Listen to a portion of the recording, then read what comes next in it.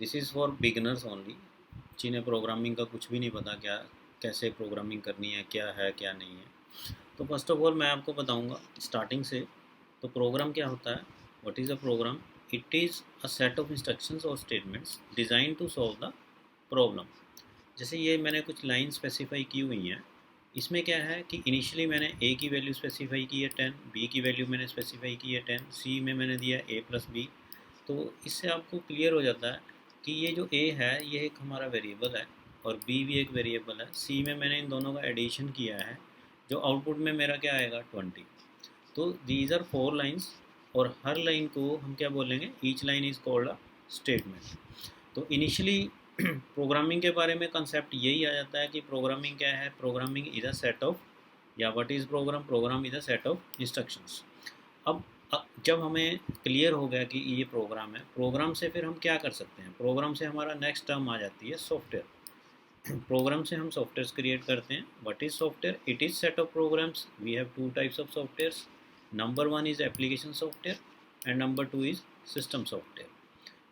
तो application software क्या होते हैं? एप्लीकेशन सॉफ्टवेयर मैंने मेंशन किया हुआ है, 3 टाइप्स के होते हैं। First is general, then commercial and then scientific.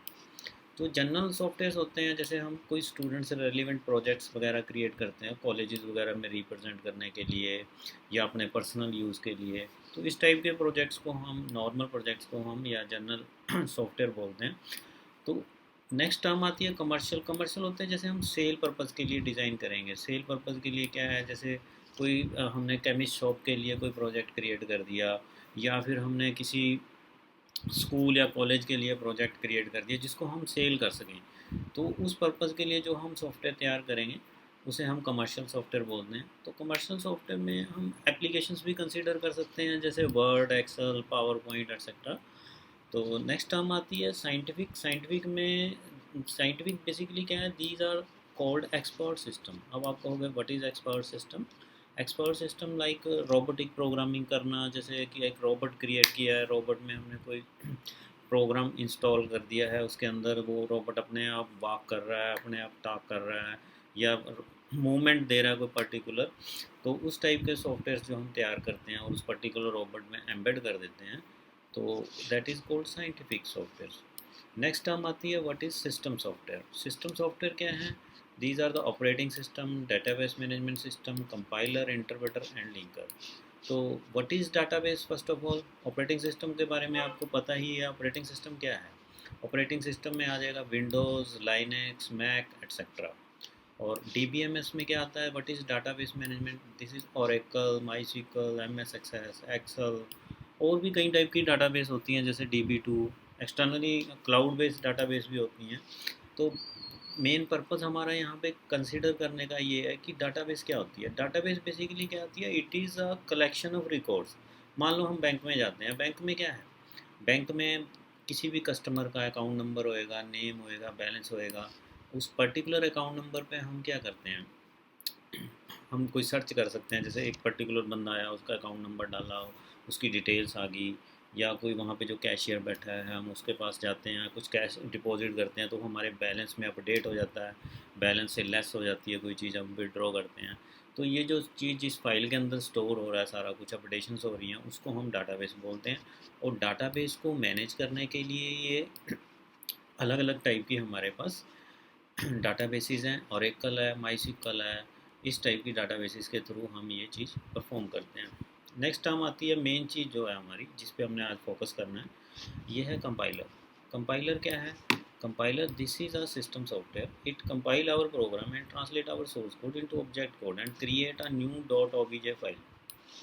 अब बात आती है कंपाइलर का मेन टास्क क्या है? कंपाइलर का मेन टास्क है आपके प्रोग्राम को मशीन लैंग्वेज में कन्वर्ट करना। और जैसे मैंने इनिशियली आपको मेंशन किया था, यहाँ पे स्टार्टिंग में स्पेसिफाई किया था कि ये एक प्रोग्राम है। इस प्रोग्राम को जो कि हमने इंग्लिश में लिखा हुआ है, इसे हम क्या बोलेंगे? This is our source code. ये चीज़ अगर हमें चलानी है, इसको एग्जीक्यूट करना है, तो कंप्यूटर इसको अंडरस्टैंड नहीं कर सकता। फर्स्ट ऑफ ऑल इस प्रोग्राम को आपको मशीन लैंग्वेज में कन्वर्ट करना पड़ेगा। मशीन लैंग्वेज में कन्वर्ट करने के लिए तुम्हें एक सॉफ्टवेयर चाहिए जो इस प्रोग्राम को मशीन लैंग्वेज में कन्वर्ट करेगा। वो सॉफ्टवेयर होता है हमारा कंपाइलर। कंपाइलर के थ्रू हम इस प्रोग्राम को मशीन लैंग्वेज में कन्वर्ट करेंगे, और जो मशीन लैंग्वेज है उस लैंग्वेज को हम क्या बोलेंगे, ऑब्जेक्ट कोड।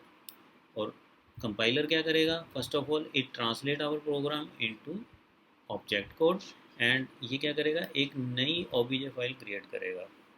ये जो ओबीजे फाइल होती है, this is a machine language of your source code. Now what is source code? Source code is this: a equal to 10, b equal to 10, c is equal to a plus b, then print c. This is a source code. Then when we convert using compiler into object code, a new file .obj is created. So compiler का काम सिर्फ source code को object code में convert करना ही नहीं है, compiler हमारे दो टाइप के एरर्स भी रिमूव करता है। एरर्स जो होते हैं, एरर्स जो कौन से होते हैं हमारे एरर्स में आ जाता है, नंबर 1 पे आ जाता है हमारा सिंटैक्स एरर, और नंबर 2 पे आ जाता है हमारा सिमेंटिक एरर। सिमेंटिक एरर्स क्या होते हैं, ग्रामेटिकल मिस्टेक्स। कई बार क्या होता है, सिंटैक्स एरर क्या है कि जैसे मान लो मुझे एक प्रॉपर स्टेटमेंट लिखनी है, प्रोग्राम लिखना है कि मुझे एक वेरिएबल में वैल्यू स्टोर करनी है इंटीजर टाइप के, तो मैं लिखूँगा int a is equal to 10, last में सेमीकोलन स्पेसिफाई करेंगे। तो दिस इज़ एक प्रॉपर सिंटैक्स।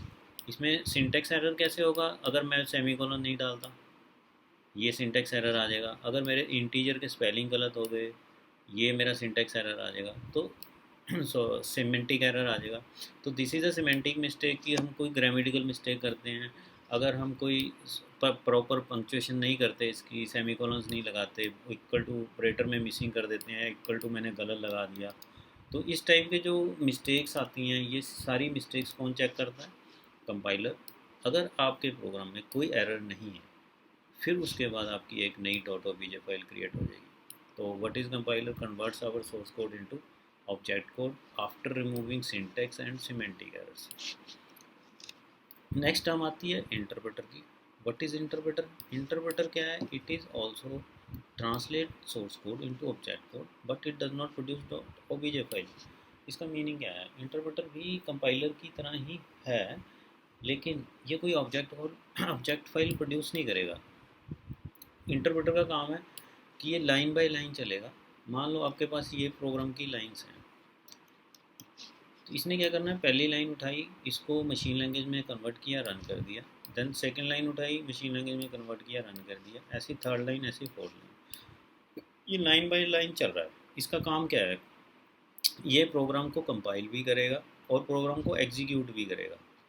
तो ये दोनों टास्क करता है इंटरप्रेटर, साथ के साथ आपके प्रोग्राम को एग्जीक्यूट। तो ऐसी कौन सी लैंग्वेज है जिसमें इंटरप्रेटर होता है, बेसिक लैंग्वेज, या आप C++ देखते हो, इसमें हम कंपाइलर यूज़ करते हैं। तो कुछ लैंग्वेजेस ऐसी हैं जैसे जावा है, इसमें हम कंपाइलर और इंटरप्रेटर दोनों यूज़ करते हैं, इसमें कंपाइलेशन भी होती है और इंटरप्रिटेशन भी होती है। तो नेक्स्ट आ जाता है कि हम we always prefer compiler to design software because we sell the object code not the source code. इस लाइन का मतलब ये है कि जब भी हम कोई प्रोजेक्ट बनाते हैं उसे सेल पर्पज़ के लिए, तो हम अपना ऑब्जेक्ट कोड ही सेल करते हैं, तो सोर्स कोड तो हम सेल नहीं करेंगे। अगर सोर्स कोड ही सेल कर दिया तो कोई फ़ायदा नहीं है, हमें नुकसान ही है, क्योंकि दूसरा बंदा उसको यूज़ कर सकता है, उसमें चेंजेस करके अपना बना सकता है, इसलिए हम ऑब्जेक्ट कोड सेल करते हैं। नेक्स्ट आ जाती है टर्म आपकी लिंकर। देखो कंपाइलर का काम एक ही मैंने बताया, कंपाइलर और इंटरप्रेटर दोनों में डिफरेंस क्या है, ये लाइन बाय लाइन चलता है, लाइन बाय लाइन प्रोग्राम को कंपाइल करके एग्जीक्यूट करता है, ये एग्जीक्यूट नहीं करता, ये सिर्फ कंपाइल करता है और एक नई फाइल प्रोड्यूस करता है। तो मेन डिफरेंस दोनों में ये होगा। इसके बाद टर्म आती है linker. Now what is linker? It is also system software, it loads the library files and link with your object code and produce .exe file. इस लाइन का मतलब क्या है कि जब हम कोई प्रोग्राम क्रिएट करेंगे, देखो नीचे मैंने मेंशन किया हुआ है, in C and C++ we use compiler and linker. C और C++ में दोनों यूज़ करेंगे हम, कंपाइलर भी और लिंकर भी। तो C में क्या है, जब भी हम कोई प्रोग्राम क्रिएट करेंगे C में, सबसे पहले हम क्या करते हैं, उस फाइल को सेव करेंगे। फाइल का एक्सटेंशन आपने .c से सेव करना है, अगर C++ है तो आपने फाइल का एक्सटेंशन .cpp देना है। तो C और C++ के लिए कंपाइलर हम कॉमन यूज़ करते हैं, दोनों का सेम ही कंपाइलर होता है, थोड़ा सा बस प्रोग्राम राइट करने में डिफरेंस आ जाता है। अब इस केस में क्या होगा, मान लो आपने एक प्रोग्राम क्रिएट किया a.c नाम से, फिर आपने क्या करना है, उस प्रोग्राम को कंपाइल करना है। कंपाइलर क्या करेगा, आपके सिंटैक्स और सिमेंटिक एरर्स को रिमूव करेगा, चेक करेगा, और कोई एरर हुआ तो प्रोड्यूस करेगा, और आपको वो एरर ठीक करने हैं। उसके बाद फिर दोबारा चेकिंग होएगी। जब तक आपके एरर्स आ रहे हैं प्रोग्राम को आपने बार बार कंपाइल करना है। उसके बाद जब प्रोग्राम सही सक्सेसफुली कंपाइल हो जाता है, फिर आपकी एक नई फाइल प्रोड्यूस होएगी, dot OBJ. Dot OBJ file is the machine code of your source code. अब देखो, ओबीजे फाइल प्रोड्यूस होगी बट ये एग्जीक्यूट नहीं हो सकती। इसे एग्जीक्यूटेबल बनाने के लिए हम यूज़ करते हैं linker. Now what is linker? Linker is a system software. देखो मैंने ऊपर मेंशन किया हुआ है, it is also a system software. ये क्या करेगा, ये आपके ओबीजे फाइल को एग्जीक्यूटेबल फाइल में कन्वर्ट करेगा। एग्जीक्यूटेबल फाइल में कन्वर्ट तभी होगा या तभी कर सकता है जब इसके पास कोई लाइब्रेरी फाइल्स हों। लाइब्रेरी फाइल्स यूज़ करके आपकी एक EXE फाइल ये प्रोड्यूस करेगा। इस फाइल के साथ कुछ कोड अटैच करता है, मैं उसको थोड़ा मेंशन कर देता हूँ कैसे क्या चीज़ होती है, वो आपको एक्सप्लेन कर देता हूँ। जैसे मान लो हम सी का कोई फर्स्ट प्रोग्राम यूज़ करते हैं। स्टार्टिंग में अगर हम चलते हैं फर्स्ट प्रोग्राम में, तो हम कुछ ऐसा लिखेंगे प्रोग्राम के लिए। देखो सी का एक नॉर्मल प्रोग्राम लेके चल रहा हूँ, बिल्कुल हेलो प्रिंट कराने के लिए। सबसे पहले हम लिखेंगे hash include stdio.h, then we will write void main and next printf just welcome। अब इसका क्या मीनिंग है, इसका मीनिंग क्या है, void भी छोटा रखेंगे। देखो सारे एक तो स्मॉल लेटर्स हैं, मैंने यूज़ कर रहा हूँ। ये प्रोग्राम है एक, जब मैं इसको कंपाइल एंड रन करूँगा तो आउटपुट हमारा ये प्रिंट हो जाएगा, वेलकम। ये आउटपुट प्रोड्यूस करेगा, वेलकम। अब इसमें टास्क क्या हुआ है, इस प्रोग्राम का नाम आपने रखा मान लो ये a.c। जब हमने इसको कंपाइल किया इसी प्रोग्राम को, आउटपुट क्या है, मतलब कौन सी फाइल प्रोड्यूस हुई, a.obj। फिर लिंकर को इन्वॉल्व करेंगे, लिंकर इस फाइल को एग्जीक्यूटेबल कोड में कन्वर्ट करेगा। देखो कंपाइलर का टास्क क्या है, कंपाइलर ने इस प्रोग्राम के अंदर सिंटैक्स एरर, सिमेंटिक एरर में चेक करने हैं। सिंटैक्स एरर कैसे होगा, मान लो तो अपने सेमीकोलन नहीं लगाया, तो ये सिंटैक्स एरर प्रोड्यूस कर देगा कि यहाँ भी इस लाइन में सेमीकोलन नहीं है। सिमेंटिक एरर क्या होगा, मान लो आपने प्रिंट एफ के स्पेलिंग गलत कर दिया, प्रिंट एफ की जगह आपने आप एफ लगाना भूल गए, ये भी एरर है। तो इस केस में हमें क्या करना है, यहाँ पे प्रिंट एफ प्रॉपर स्पेसिफाई करना। नाउ इसमें कोई भी एरर नहीं है, कंपाइलर को कैसे पता चल रहा है कि इसमें ये प्रिंट एफ के ये स्पेलिंग होने चाहिए। इसके लिए हमें एक फ़ाइल यूज़ करनी है stdio.h।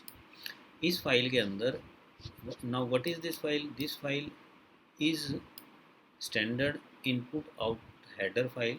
बेसिकली क्या होता है इसके अंदर क्या है, ये जो प्रिंट एफ है इसका एक्चुअल सिंटैक्स, इसकी एक्चुअल प्रोटोटाइप इस फाइल के अंदर होती है।